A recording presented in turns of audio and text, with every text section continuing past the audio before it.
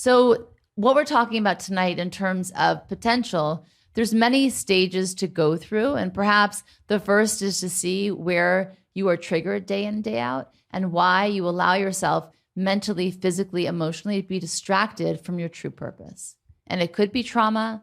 It could be lack of belief in yourself. But I think it all starts from how we came into this world, our first experiences, and whether we've dealt with them properly or not.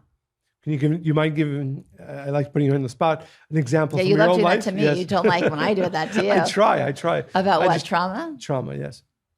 Do you think I've been traumatized? I have no idea. Oh, you have many ideas. I have no idea. I have no idea, so I'm not going to say. Let me think about it. Yeah, I mean, I've talked a lot about shame and guilt and blame, and I'm Middle Eastern, so those are very much part of our culture.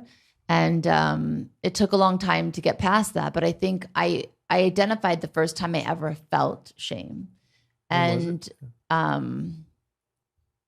because I decided that it wasn't going to be part of my reality anymore. So the first time I ever felt shame was that it was such a silly thing. But we were in New York visiting not blood relatives, but they were and my mom's best friend. And we were sitting around the TV with her husband, my mom's best friend, my sisters, and he walks in. We've had dinner while watching TV, and the husband walks in with a plate of fruit, and he said, "Would anybody like some?" And I said, "I would." I was 9, by the way.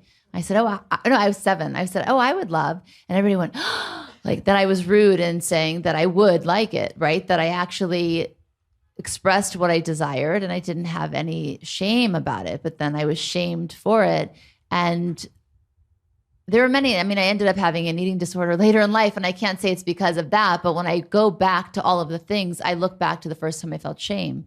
So anytime I had that emotion, I felt like I should restrict or withhold from myself, whether it was food or love or connection.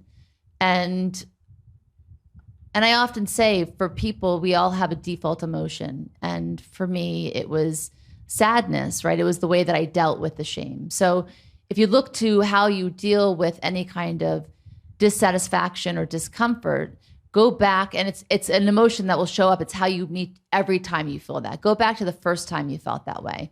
And now look at it in your adult self and see it for what it is. It wasn't about you. It was about whoever was experiencing that with you. It was about other people's feelings and emotions, especially as a child. It was not about you.